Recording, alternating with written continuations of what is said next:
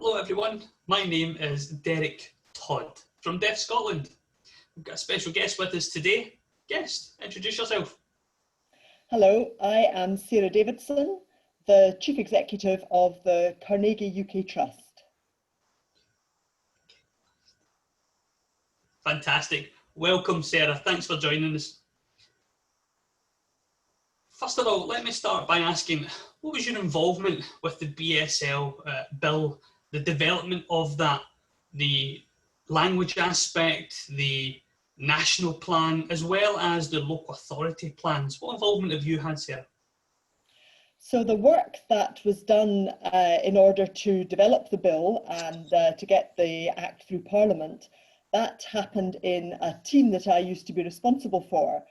But I only really got personally involved at the point when I became co-chair of the first BSL NAG, which oversaw the development of the National Action Plan.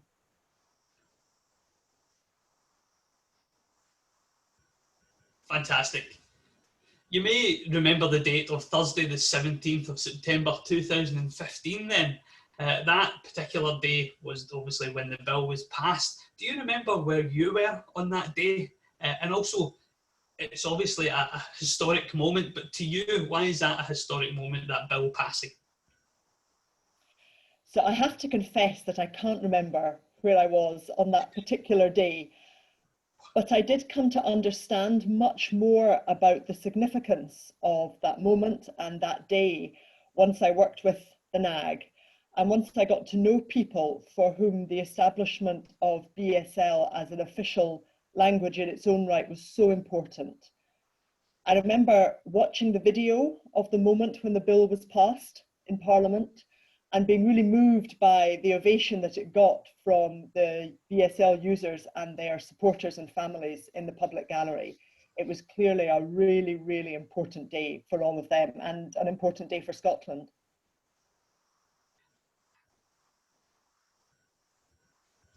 Totally agree. It was a fantastic, beautiful day.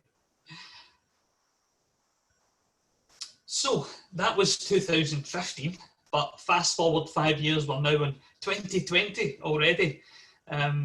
What has that 5-year span been like for you? Now, obviously, you've changed employment status in that time, but what kind of impact have you seen that it's made? So personally, I learned a huge amount from working with the other members of the NAG and particularly with my co-chairs, both about the challenges and barriers that deaf people face, but also about the importance of always involving people in the issues that affect them and in designing services that they're going to use and in having a voice with decision makers. The organisation that I work for now, the Carnegie Trust, one of the things that we try to promote is the involvement of people always in issues that affect them and in decision making.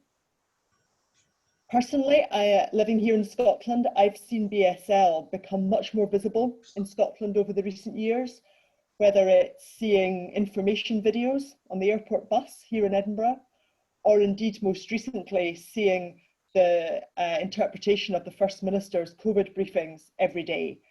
And I think it's very hard to believe that that would have happened without the Act and the National Plan.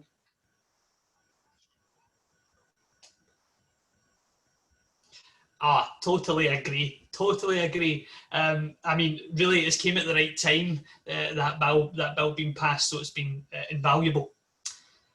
So, we've looked at the past and the present, but time to look at the future. What's one thing that you would like to see happening next?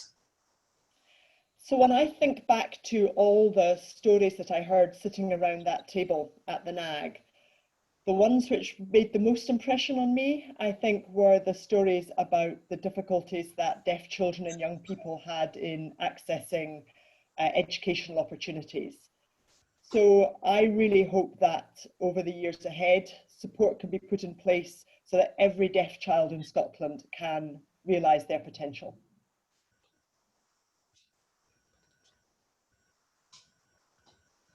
Absolutely agree there. Fantastic answer. So, now you have the both professional hat and the personal hat. But from both, what's one thing that you think you could do to make sure that BSL users are included in society and treated as equal peers? So I think awareness is so important. I think that it's awareness that leads to action. Without thinking and noticing, then it's very hard to get the action that you need. So I think both as a citizen, but also thinking about the organisation that I lead now, what I want to do all the time is to be aware and to ask myself if there's more that we can do to make our work accessible and inclusive to BSL users. And that's something we're having a very active conversation about at the moment.